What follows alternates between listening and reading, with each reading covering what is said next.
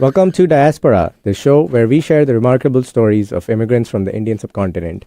I'm your host, Aditya Mehta, and each week we sit down with individuals who have made the journey over and explore their experiences, their challenges, their triumphs. We delve into their unique perspectives on adapting to a new culture while staying connected to their roots. Today we are joined by Imroz Rupani. Originally from Bombay, he moved to Vancouver, BC in 1998 at the age of 16. He went to school in Prince George, BC, and eventually became a CFA, so a chartered financial analyst. He's had a series of different businesses he's worked in and currently owns a group of liquor stores in the Greater Vancouver area. So lots to unpack there. I know Imroz from my very early days in Vancouver, and he and his wife, Alicia, are one of our closest friends in Vancouver even now. It was that group of friends that really got us settled in the country and helped us grow and assimilate quickly. So with that, let's dive into this week's conversation. Imroz, welcome to the show. Thank you for having me. It's my pleasure. I appreciate it. So what part of Bombay are you from? I'm an original Bandra boy. I was born and brought up in Bandra, and literally that was my oasis, my little well. I didn't really leave Bandra much. Yeah. Tell people about Bandra and what's so special about Bandra as a suburb. I mean, Bandra is very different than some of the other suburbs too. Like, it's right on the sea face. We have a lot of Bollywood stars that live there. Yeah. In fact, I am a ex-Stanislaus, so I went to St. Stanislaus High School. Some of the more renowned alumni include Salman Khan and a singer Shan, for the people who follow Bollywood. Yeah. Yeah, Salman Khan is a famous Bollywood actor, for more context for our listeners. And he's one of the three Khans who I think in the 90s and 2000s were like the biggest stars in Bollywood. I also think Bandra is one of those very cosmopolitan parts of the city, in the sense there's a large Christian population. Some parts of Bandra resemble like Goa or like even a Portuguese town. And then there's a Muslim population and a Hindu population. Like where I grew up in Borivali, it was very Gujarati neighborhood. And then I moved to South Bombay. Our building was a very Gujarati building. So I, as a person from South Bombay, refuse to go to Bandra. And it's a thing in Bombay for our listeners that people from the South Bombay, which is like the old city, they're called townies because they live in downtown. And the suburb people are called, the suburbs. And there's always this kind of fun thing between the townies and the people from the suburbs, like which one's really better. But Bandra is probably the queen of the suburbs, I would say. If I were to live in the suburbs, I would live in Bandra. So for me, Bombay ends at Mahim Yeah. and at Khar. That's it. That's my Bombay. Yeah. I don't cross Mahim Causeway and I don't go past Khar. And one thing that I didn't mention about Bandra are the small lanes with these old houses. And a lot of these were old Parsi homes owned by Parsi families. They are still around. Unfortunately, the owners have passed away. There's no survivors who can inherit the place. But these really quaint looking, really nice small streets. Yeah. Cafes. Oh, yeah. And recently there's been like a street art project, and lots of murals are all over these small streets, and it like Bollywood and other pop culture references, and it looks really beautiful. I'm going to add links in the show notes for the Bandra art project if I can find it. So what made you decide to move to Canada? In my early days, actually, I've always had a family abroad. So my dad's brother and my mom's brother both lived in the US. And in the 90s, everybody wanted to move to the US. A member from each family was in the US. I had friends at a young age that moved to the US. Yeah. So I really wanted to visit the US. And once I did get there, and I was blown away, I really loved it. Like I went to Atlanta, New York, Chicago. That was my idea. And so when I got back, I just briefly mentioned to my dad, I mean, this is probably, I was 13, 14 years old. And I mentioned to my dad, hey, I know that immigrating to the US is not an option, but I hear Canada is very similar and maybe we can try for that. And that was it. That was the only conversation I had with my dad. And next thing I know, a few years later, we're being called, my dad is appearing for his PR interview. And so my dad really took that conversation to heart. Yeah. From a 14-year-old. Yeah. What was the PR process like back then? Oh, it was interesting. So the wait times in India were still pretty long. So he put an application through and he was called in for an interview, and he had an option to go either to Europe or to Sri Lanka for an interview because the wait times were less. So yeah, he had an attorney guiding him through it, an immigration lawyer, and he went to Sri Lanka and they actually did a personal interview for him. And yeah, and we got our PR, and literally went for our medicals and landed in Canada as landed immigrants with a big document back in the day that you got. I don't know if you guys, they don't issue those anymore, but they're called landing documents that you attach to your passport. Okay. No, nothing that is attached to the passport these days, but you do get a COPR, confirmation of PR, I think. Nice. So you landed up in Canada and you were, I guess, 16. So you had a little bit of high school left, I'm guessing. Yeah, so I moved here in 98 and my idea for Canada was just the idea of the US that I had seen. I had no idea. We didn't have Google back then, so I hadn't Yeah. seen pictures of Vancouver either. So I really did not know what I was getting into. We did not have any family in Vancouver either. Yeah. We didn't know anybody, just an acquaintance who booked us an apartment. And we literally landed here and got our suitcases into the apartment, and it was an empty apartment. Yeah. Literally walked over to Walmart, picked up some Yeah. pillows and blankets, and slept that night. Yeah. But yeah, so a couple of days later, after we got over the jet lag, my dad took me to my high school and got me enrolled. Had to take an English assessment test. Sure. And so I did part of grade 11 and most of grade 12 here. Yeah. What was what interesting. made you decide to move to Vancouver and not Toronto like most new immigrants do? So my dad did some research at that time, and he just found the weather was a predominant reason that I know most people from India moved to Toronto, Yeah. but because the weather was more moderate, my parents decided to come to Vancouver. Sure. How was the first few days of high school like? Did you integrate pretty easily?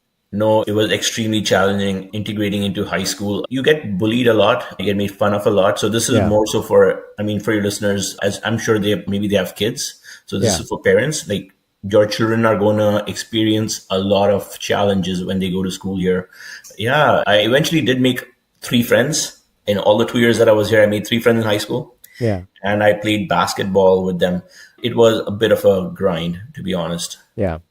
Did you have any cultural issues? Like, in India, you stand up and talk to the teacher, things Yeah, like that. the funniest thing happened. So the first day in high school, the first class I attended was mathematics in the morning, and I get in there, and they have those chairs with the armrests, so you can write on them. Yeah. And so I sat there. The teacher walked into the class and said, "Oh, we have a new student in the class, and why don't you introduce yourself?"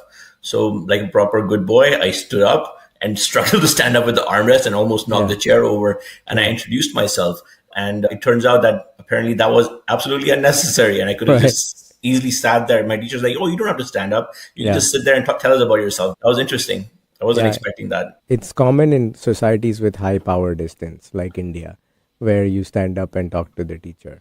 I've had a guest from Dehradun and a guest originally from Kerala. Both had the exact same experience when they moved in high school. What made you go to Prince George, of all places, to study? So after I finished grade 12, I was Actually, yeah. tell people what Prince George is, because I don't think most people would know. So Prince George is a city in the north of Vancouver, about an 8-hour drive. And it's basically a university town. All there is a pulp mill, a lumber mill, and a university. That's it. And it had a population of 55,000. That's it. Yeah. Yeah. So most people there were either employed in the lumber mill or they were students. Yeah. So I didn't know about this place. And after I finished grade 12, I was a very average student. I got my provincial grades back, like from my provincial exams. And this is back in the late 90s where computer science was in vogue. And I wanted to be a computer scientist or a software engineer. So I applied at UBC, SFU, BCIT, and then somebody told me about this university that I should try up in Prince George. I'm like, okay, well, it doesn't hurt. I'll try.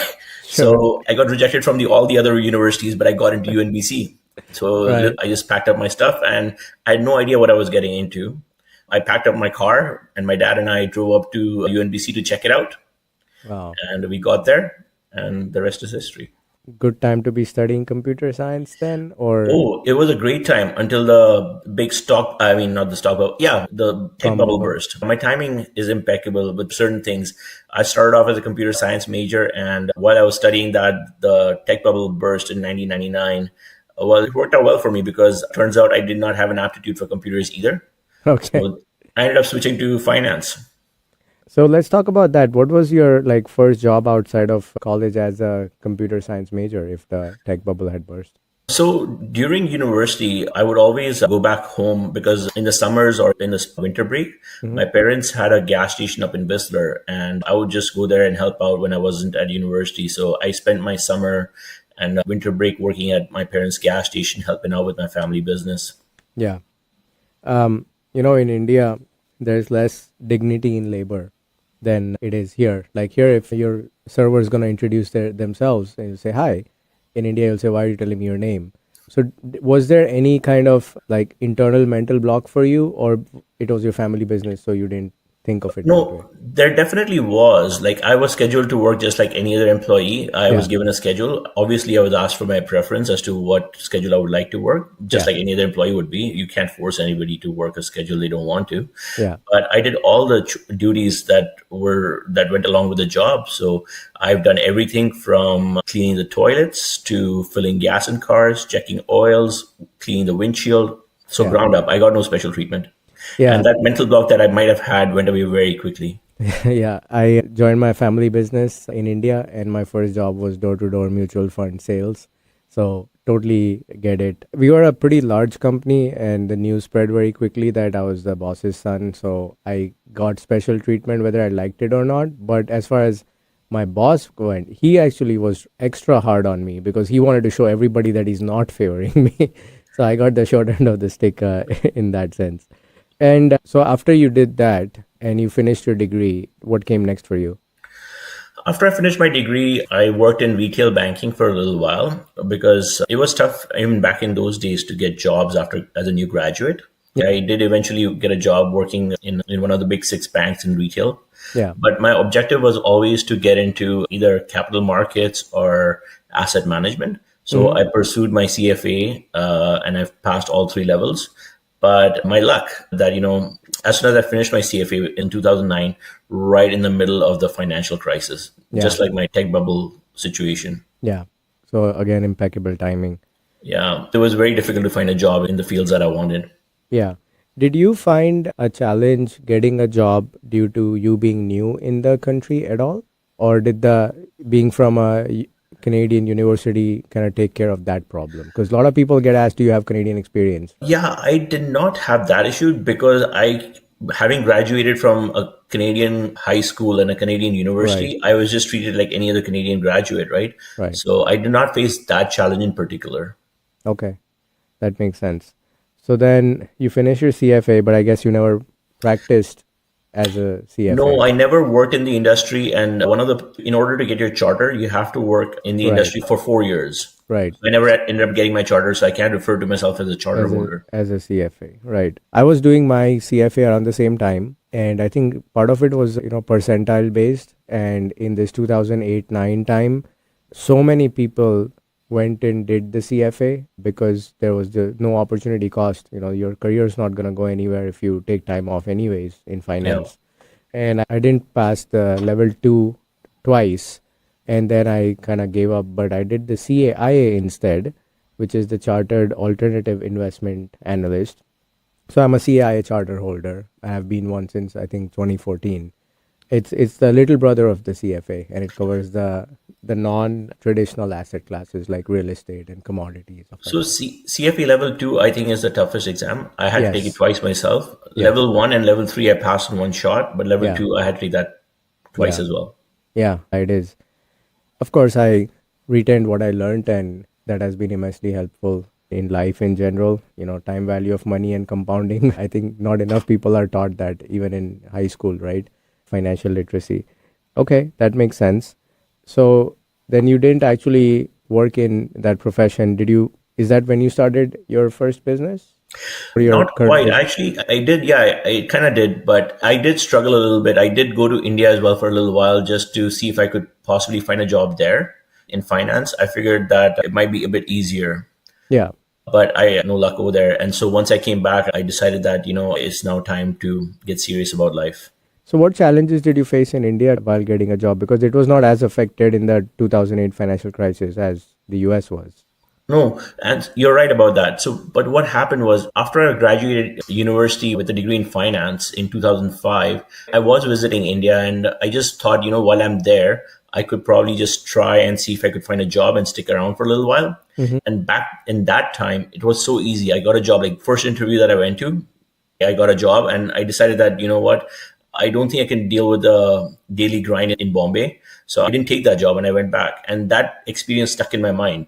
So in 2009, when I was finding it challenging, I decided, after trying in Canada for a while, I decided, okay, maybe I should try India since it was so easy the first time around. Yeah. So I went there, and this time things were significantly different. So I did go in for a whole bunch of interviews. Anytime I went in at interviews, I guess there was, in a sense, there was a culture shock when I was there. Just the way how India actually works, it was very different than what I'm used to. Yeah. And also the fact that I was from Canada and had studied abroad, there was a reverse discrimination in the sense that they were of the opinion, oh, he probably doesn't know enough about the local markets. Right. And he has no Indian experience. Right. Yeah. How in Canada they say you don't have Canadian experience. It was the other way around. Interesting. I completed my bachelor's degree and went back to India. And when I looked for a job, people didn't, because everything depends on your degree in India. If you're a bachelor's degree, this is what you make. Because none of the degrees are really teaching you anything to be employable. So it's just a basis for your salary. And people didn't know what to make of this undergrad from University of Texas. So they said, we're going to treat you like a BCom, bachelor's in commerce, which doesn't pay very well at all. And I struggled with that to some extent as well. So let's take a break now. And when we return, we'll continue talking to Imroz about his entrepreneur life and also some interesting things about his life in Vancouver. So we'll be right back after these messages. Children are the greatest joy and our best hope for a better future. Friends, they are the future.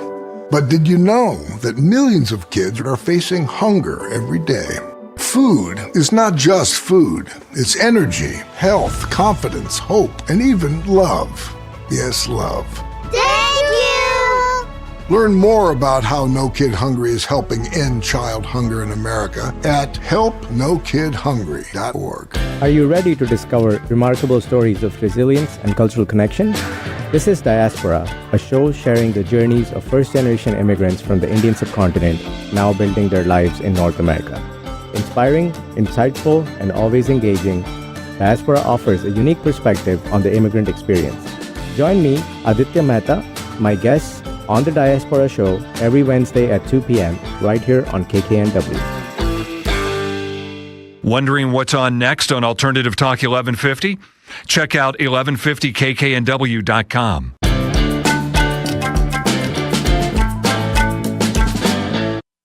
Welcome back to Diasporaa on KKNW, where we share interesting stories of first-generation immigrants from the Indian subcontinent.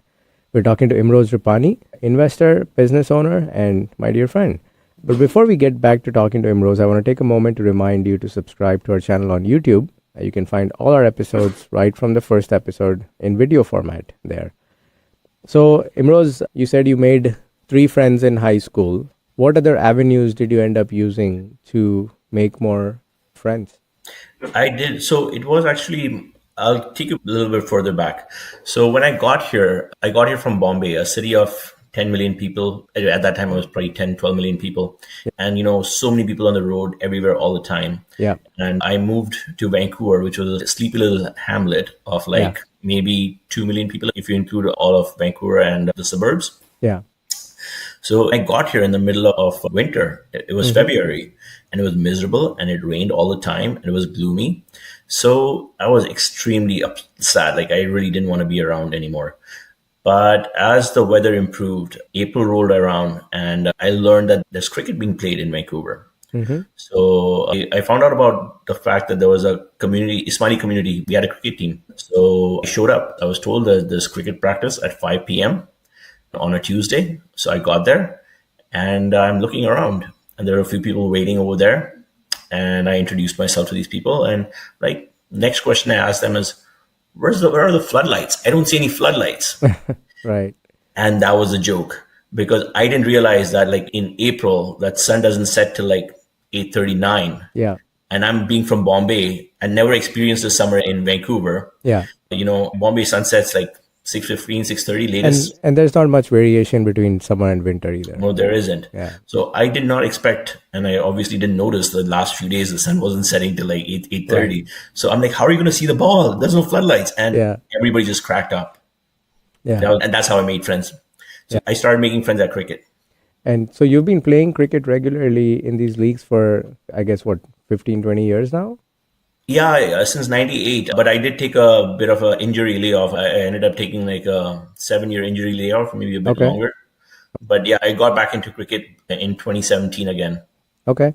Tell me more about these leagues. Are these like semi-professional? Are they amateur? What happens to the team that wins the league?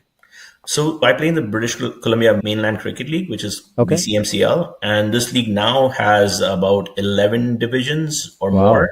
Yeah, I play in the 6th division. It's all amateur. We all show up on the weekend pretending that we're Virat Kohli and Shoaib Akhtar.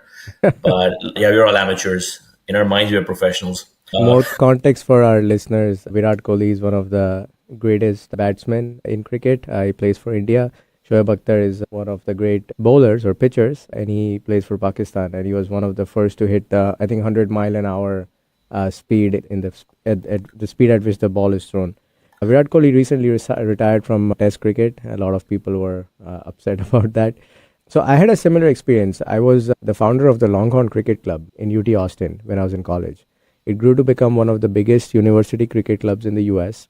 We had at one point 400 paid members, and we played in the Central Texas Cricket League. And I think it was our first or second, very early seasons. It was just A and B. There was not 11 divisions. We won the B division as a student team, and we were the only student team. And I thought, I'm like this awesome player, left arm medium fast bowler. And then I go back to India and realize I'm really bad at cricket because the level is just so different in India. So these are not leagues that kind of technically your team could go up all the way to like at some national league level or. No, so the objective is for your team to win your division. So the top 2 teams in the division move to the division above, and the bottom 2 teams go to the division below. Sure. So your objective is to try and move up the division if you're good enough. But we play in a dad's army. My team is the dad's army. Our average age is 43. We're just happy playing in the 6th division. Yeah. That we can maintain the 6th division. Yeah. No, that makes sense. And I know we've talked about me showing up for some of those, but I think even though I would be eligible for a dad's team, but I think my fitness level doesn't support that anymore. Especially bowling, right? You need to be fitter. I was a last man batsman, like going in at number 11. So never really got into batting as such. Okay, so pretty active cricket scene then. Is the Cricket League of Canada well followed? Like you have IPL in India, which is obviously the biggest one. So the biggest league that we have in Canada is the Global GT20. It's called the Global T20. I'm not sure. It seems like a very sketchy league, to be honest. I think it's more so for betting than for anything else. Right. It's not that well followed even in Canada. Yeah. So in the US, they launched Major League Cricket, and this year is going to be the 3rd season. And the teams are owned by larger franchisees from India and I think Australia. The team for New York is called MI New York, which is Mumbai Indians New York. Or you have the Texas Super Kings, like you have the Chennai Super Kings, and the LA Knight Riders, like you have the Calcutta Knight Riders. Yeah. So as a result, they're sending their players here. So like Kieran Pollard from the West Indies played in the New York team. So the average level has been quite good. And the matches have been followed. I would term it as a success, given that they're coming back for more seasons. They're building stadiums for it. And I think the T20 World Cup in the US last year was a big boost to just cricket's popularity. And I think all the news channels covered when US beat Pakistan. But I don't think most... That was a big upset. Yeah, most Americans realize how big an upset that was. Yeah. It's like, Indian soccer team beating like France or something, right? Like it doesn't happen in cricket. So are they building a stadium in Seattle too? I think they are. I believe they are, right? Yeah, there's rumors that the Seattle Orcas are the local cricket team and they made it to the final of this first season. But until now, there was just the one stadium in Arlington, Texas and one more in North Carolina. So there's been talk. I'm not familiar with any kind of verified news that it's coming or when it's coming. I would drive down to Seattle to watch cricket. Oh, yeah, for sure. I mean, for the India-Pakistan game, it was a pop-up stadium in Queens, New York. and the tickets were going for $2,000. So Oh, I know. clearly there's full interest in cricket. It's just not outside the South Asian diaspora yet, I would say. Okay, you mentioned that you joined the Ismaili cricket team. Tell me more about the Ismaili community, like just where does the community originate from, and just a brief kind of crash course on the community. So Ismailis are spread out all over the world, Yeah. and there are Ismailis in Tajikistan, Afghanistan, India. When I say India, I mean the Indian subcontinent. So culturally, we are very diverse. And until quite recently, I mean, the history can go back as far as we want to go back to. But so we call them Jamaats. The community is called the Jamaat. So the Jamaat actually kind of got into contact with each other and the Imam, like after the Berlin Wall fell. So that's when a lot of the Ismailis that were in the communist-controlled parts of the world got into touch with the Ismailis in the subcontinent. But a lot of the Ismailis in Africa, they're originally from Gujarat. So families from Gujarat immigrated to Africa, East Africa, and also to Burma. And in 1970s, when there was unrest in East Africa, Idi Amin, the Imam then actually helped the Ismailis to move all over the world. And he was really good friends with Pierre Trudeau, the Prime Minister of Canada at that time.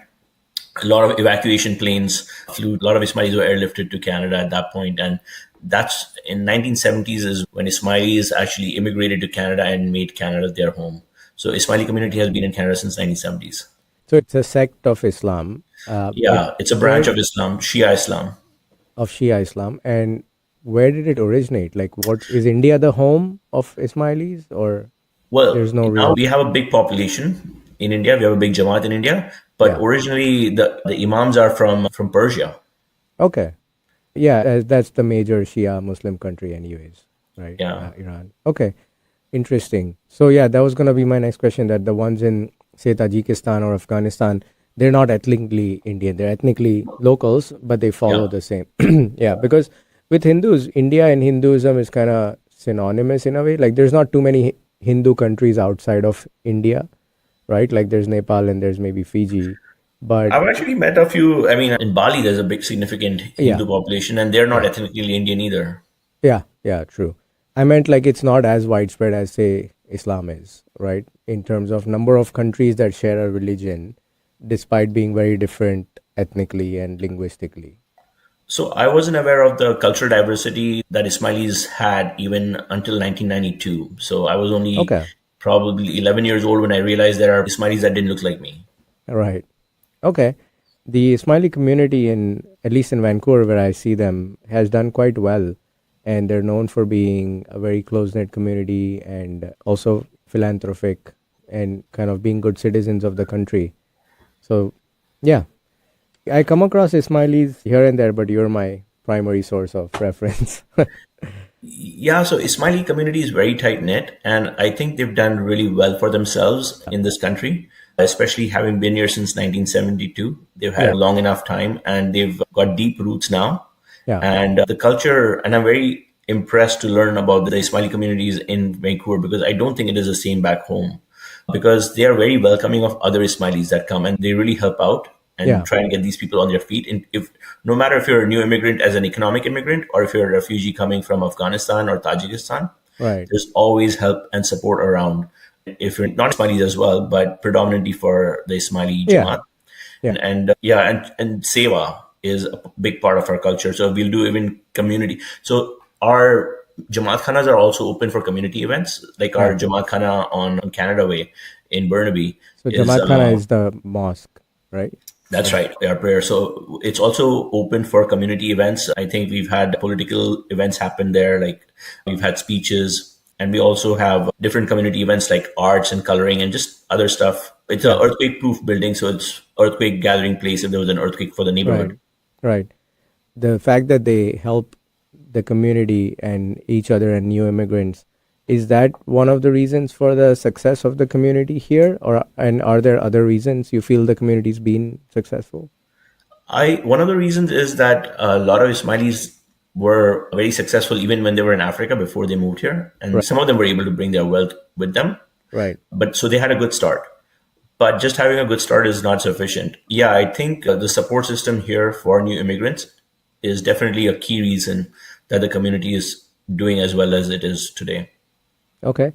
Are there any businesses people would know that are Ismaili owned, like popular or well known? So the most well-known people, and you would not know them, but they own the Park Royal Mall.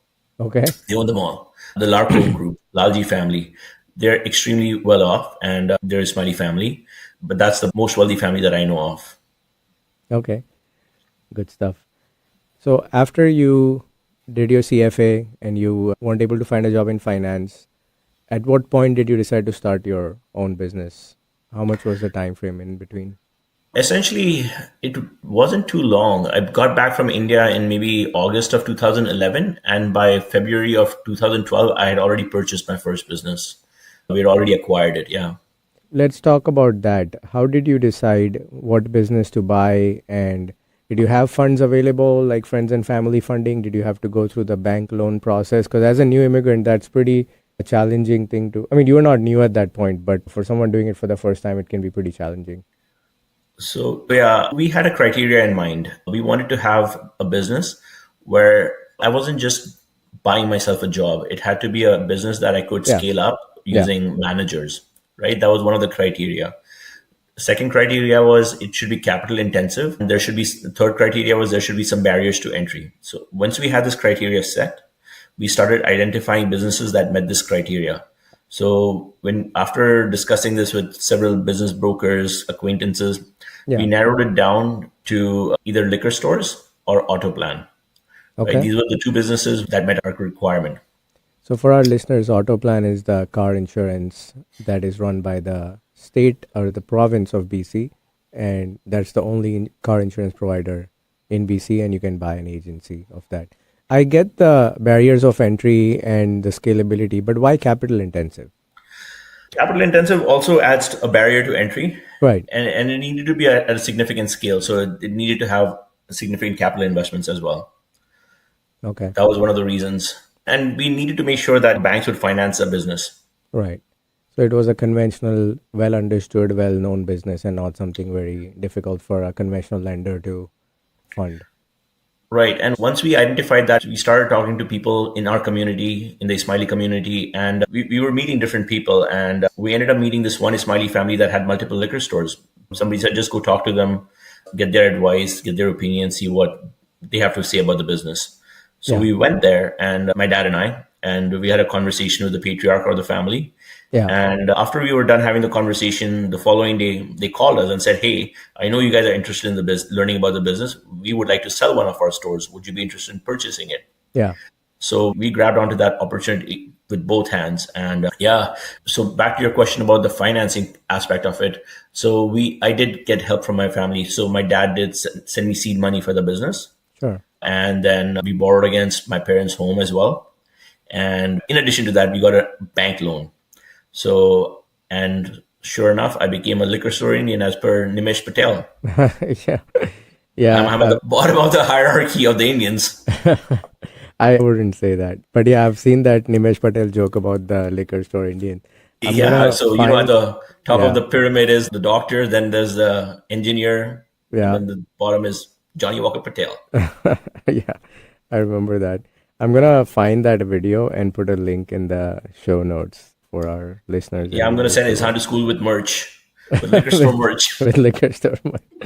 That's hilarious. Okay, so let's take a break now. And when we come back, we can talk more about growing the business, the challenges that you faced in there, and any advice you might have for other new immigrants. So we'll be right back after these messages.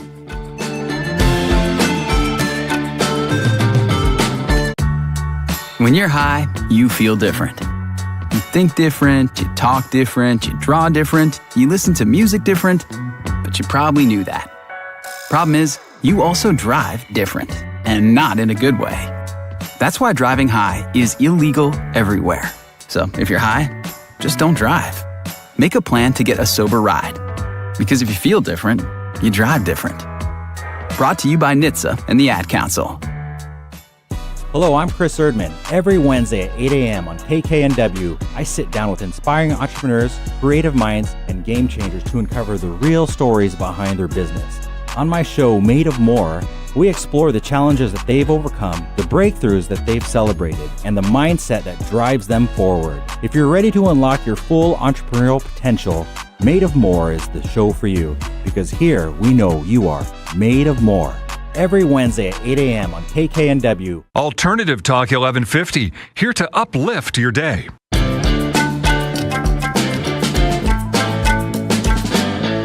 Welcome back to Diasporaa on KKNW, where we share interesting stories of first-generation immigrants from South Asia.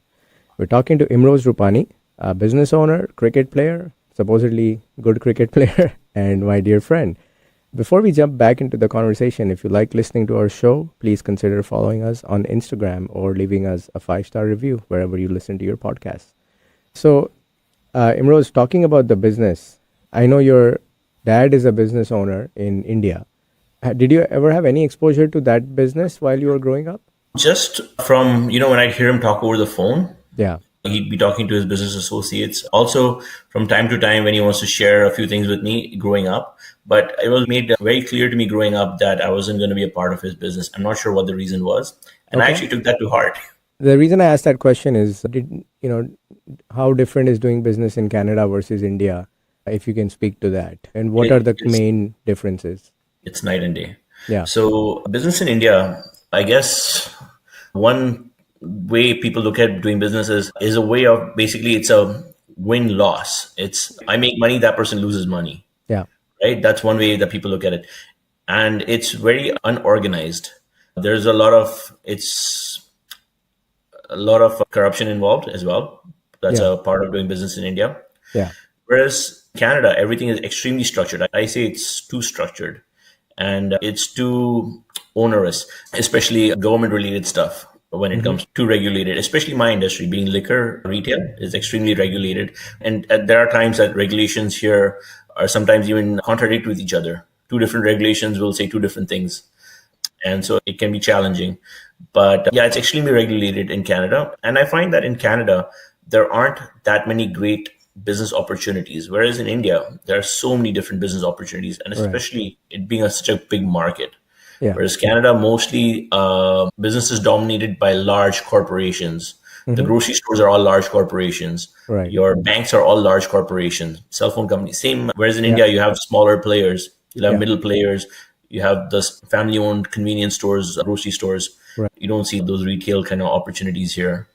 Right. I found that the effort-result correlation is much higher in North America than it is in India. So you waste a lot of time in peripheral activities in India. I recently was talking to one of my guests who ran a business in India and then moved here while she was running the business, and how her perspective changed. I told her that I had more government agencies I was dealing with than I had employees, even as a new business. And, just the way the infrastructure is, be it physical infrastructure, or we would waste a lot of time. Like if you do 2 meetings in a day, it's very successful in Bombay because it takes so long to get anywhere. But here, those challenges are not there, where you have to keep following up with your employees. You have to, handle all these government agencies and these regulations which are from the British era sometimes. But here, I think competition is much more for the same resources. Like, in India, the cell phone company, right? It's growing because people don't have cell phones. Here, they grow by taking each other's market share, right? So in that sense, competition is a much bigger factor here, I feel. I also feel that I don't have the temperament to do business in India. Like I would, same business, if I did it in both places, I would be more successful here. And now that I've done a business in Canada to some extent, and to US and in India, I definitely feel I would not be very successful going back. And like you said, the market is huge. There's tons and tons of money to be made, and the scale that India brings is unbelievable. There's no such economic opportunity in the world right now, provided you are able to work in that environment and kind of make it. I'm too ethical. I think I wouldn't survive over there. I think it's not just about ethics. My parents ran a stockbroking company, and it's an industry which was rife with bad practices, and we chose to be ethical and not break any rules just because we could. And yes, we didn't grow as fast as everybody else, but it's not like we weren't able to survive. So, but 100%, you need to have a certain willingness to bend rules to really succeed, if that's what you're going out for. But I think things like, GST, those have made a big difference in reducing the kind of the unorganized part of the system. My father-in-law has a small scale like cutlery manufacturing business, and like it would be a very high percentage of the income was not reported. There was no tax, nothing. But now, because they get the input credit, everything is reported. It's become a what you call in India white business, right? Like above board. Okay, for our listeners in India, you have white money and black money. Black money is the unreported income, and there's obviously no estimates, but it's as big as the white economy, if not bigger, right? Yeah, but GST itself has brought its own challenges, right? Like there's so many different rates of GST that need to be applied, and you cannot have one offset against the other. And now they're debating if they want to put GST on popcorn. Yeah, there was Is a it a big sweet? debate. Is it a savory? What is it? Caramel popcorn? We can't figure that out. Yeah, there was. I think it was to do that. Luxury goods are taxed at a higher rate because rich people can afford to pay more tax, and salted popcorn was considered something that middle class people can afford, but caramel popcorn was a luxury. So in the same movie theater, the two popcorns at the same price were being sold at different It's prices. splitting atoms, my friend. Not Yeah, splitting hairs. Splitting. Why are we doing it? So why can't we make it a bit simpler? Have it one rate yeah, like every other country in the world. I agree. Popcorn GST. I'm gonna see if I can find some like an explainer video about that whole thing and post it as part of my show notes. So if there's a new immigrant coming in, and I know my friends Veer and Juhi, who came in and then ended up buying a business and run that security camera. So Juhi was actually the first guest on this podcast. It's not for everybody to do that because most immigrants come in with the horizon of doing a job. But if someone has those bigger dreams and wants to go to a business but doesn't have 10-year history in the country, or like the credit score to go with it, or the financial resource to go with it, what advice would you give someone like that to get their foot in the door? I think the best way to get around to it is if you first come and work in Canada for somebody else, Yeah, right? Get a job. Hopefully, if you can get one in your field, right? yeah, Once you do that, you learn how things work in Canada. yeah, Once you have sufficient experience, then you can build contacts within the industry that you're in and see what other opportunities are out there. Or just look for something completely different because depending on what your profession is, there might not yeah, be a self-employment opportunity there. yeah, But I think as a professional, if you're an accountant, or you might have opportunities to become like a service-oriented business, yeah, but you have to have some kind of specialized skill for that, right? So you need to yeah, be either an accountant, an engineer, a software programmer. You could be a consultant, right? yeah, But in terms of retail opportunities, like what I say is, retail business is for people that have no other specialized skills. So retail is an easy business to do, like a blue collar business, not a lot involved, yeah, right? But there are not many of those opportunities. I find franchises are something that you should probably keep away from. They're to benefit the franchisor, not the franchisee. I've yeah, had experience. Our gas station was one of those experiences that we had. And that's when we realized that we didn't want to be in a franchise business. They want to try and keep you there and work for them, essentially. yeah. And you don't get to grow. I see a lot of new immigrants come and start businesses that service other new immigrants. For example, importing Indian snacks, right? In Canada, the Indian diaspora has mostly been Punjabi, and now it's diversifying. You see a lot of Gujaratis, a lot of other North Indians, Marathis coming. And with that, some kind of trickle down effect happens where some of those people become entrepreneurs and then they start serving their community and bringing food from their part of the country. Or I mentioned this in one of my episodes. There's Geeta Vada Pav in Vancouver. I don't know her personally, but she came in, she was selling vada pavs from her home. And I'm going to include a link to what a vada pav is in our show notes. It's the greatest food ever invented, in my Does she opinion. now have a store in New Westminster? Yes, that's the I one. think I know her. Yeah, I Yeah. know of the store. Yeah, I think we ate her vada pavs on New Year's Eve last year. I think we did. Yeah, we Yeah. did. Yeah. So I'm seeing that as a easy low hanging fruit that other new immigrants do for business. But I think what you're doing is in a different league and requires a lot more like local experience, local networks, contacts, because then you can't be restricted to your immigrant community as most new immigrants end up doing. they land in a place where there are other people like them, and then they have a shared experience that they kind of all live in. Because your network would be much broader than that. You would be interacting with mainstream Canada, for example. And that's necessary to build something which requires capital and of that scale, right? So speaking of mainstream Canada, I'll give you my example. So the first liquor store that I bought, right? And I had a manager in the business too. Yeah. But the manager was there to train me on how to run the business. I had no intention of running that business, but I still needed to learn how to run it. Yeah. So in case he left, or just for my knowledge, it's my business. So anyways, and I joined the industry association for liquor stores, and I attended my first meeting. And when I attended this meeting, this is back in 2012, this industry was it has its origin from the original publicans. So people that own pubs. In the 70s, pub licenses was a big thing back in the 70s, and pubs were very profitable. And so I went to this meeting, and so all these old publicans who now had liquor stores were also at the meeting. Yeah. And so it was all predominantly Caucasian, middle to late ages, like in their 50s to their 70s. And I was the only South Asian kid in his late 20s in that meeting. Yeah. So I was totally out of place in that one. But you know what? You just learn to kind of navigate that environment. Yeah. So, right now I have a property management company, and it's also a predominantly white profession.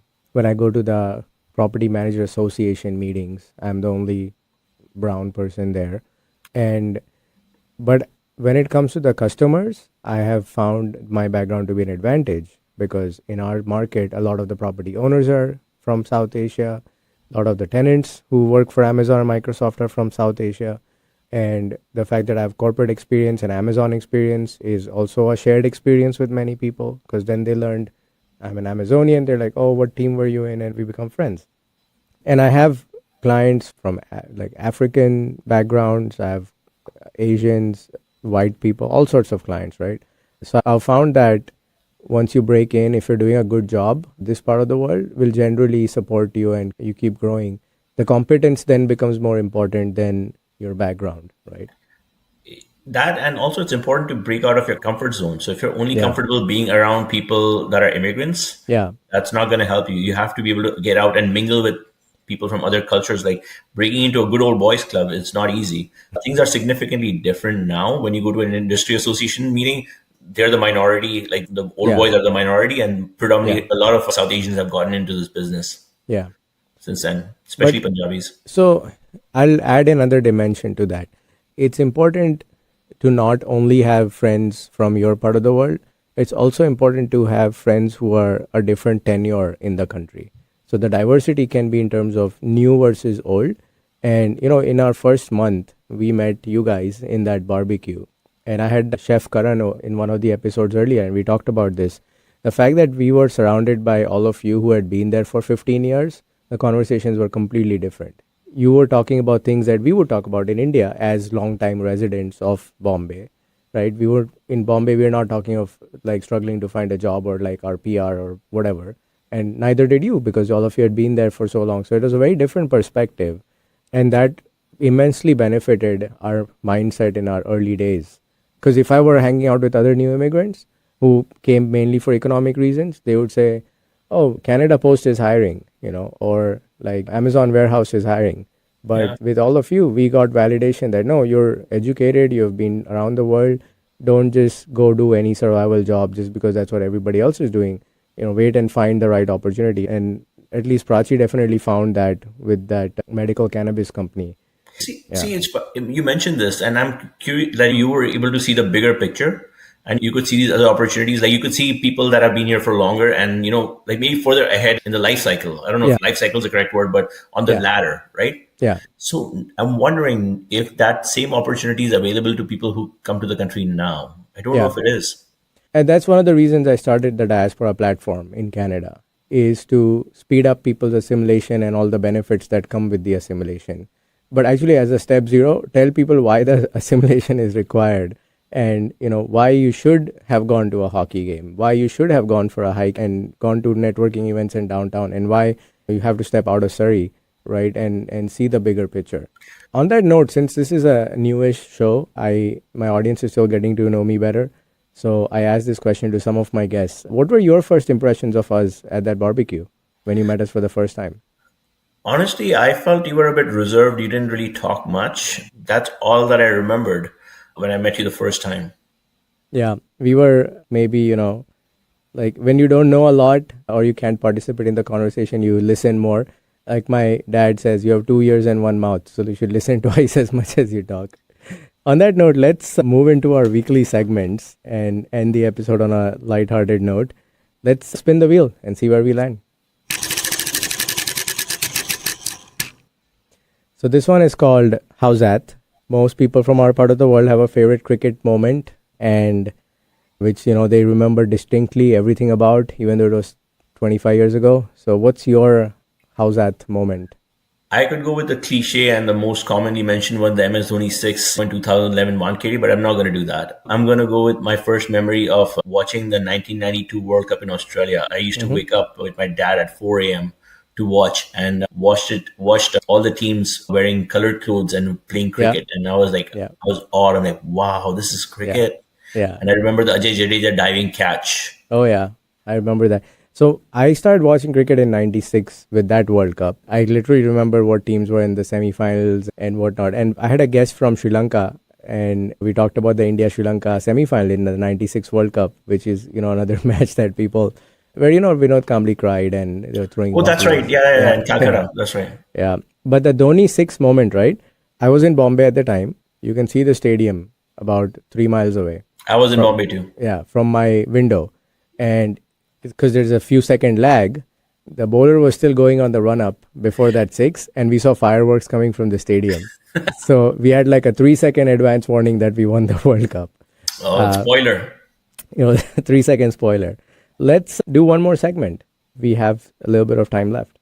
Let's spin the wheel. This one is called Lost in Translation. So did you have any funny instances when you were brand new in the country because of cultural differences or language differences? Yeah, so I only told you the first half of the story of my first day at school. Yeah. So when I got up to introduce myself, I actually did that. I introduced myself. And hi, my name is Imroz, and nobody got my name with my thick accent or so I'm like, it's I am ROZ. So I spelled it out for them. So they thought I'm saying I am Rose. So ever since that day, people in school thought I was Rose. That's what my name was. And then later on, when they realized I wasn't the case, they would just make fun of me. I am Rose. Nice to meet you. That's really funny. Well, that brings us to the end of today's episode. Thank you for listening to Diasporaa. We hope you enjoyed hearing Imroz's interesting story. Remember to check out our show notes for links and more information about the topics we discussed today. Diasporaa is part of the Staying Power network of shows and podcasts, all of which are dedicated to inspiring listeners to build lives of meaning, connection, and value. You can find the Staying Power network of shows, including Diasporaa, wherever you get your podcasts, or even on YouTube. We'll be back next week with another interesting story from the South Asian diaspora. Until then, take care and stay curious. And Imroz, thank you so much for coming. Thank you.